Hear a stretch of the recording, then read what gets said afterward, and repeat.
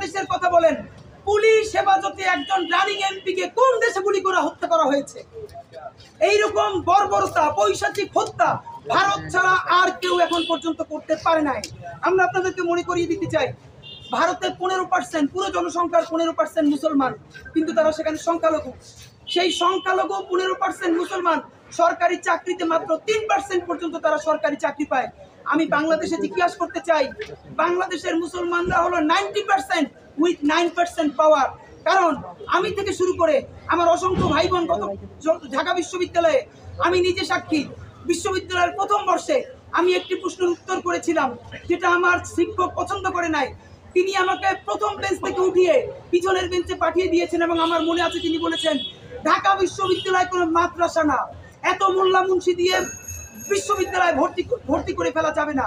শুধু হিজাবের অপরাধে, গাড়ির অপরাধে, টুপির অপরাধে বাংলাদেশের সমস্ত পাবলিক প্লেস থেকে শুরু করে প্রাইভেট প্রতিষ্ঠান পর্যন্ত নিগৃহীত হয় নাই গত 15 বছরে এমন কোন মানুষ বাংলাদেশে কম আছে।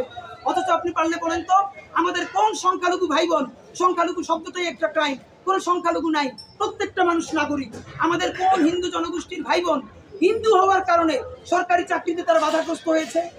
আপনি পারলে বলেন, কোথায় আছে যে উপাসনালয় ঢুকে হিন্দু মন্দিরে যে তাদের পাদ্রীকে হত্যা করা হয়েছে, যেটা ভারতে প্রতিদিন হচ্ছে?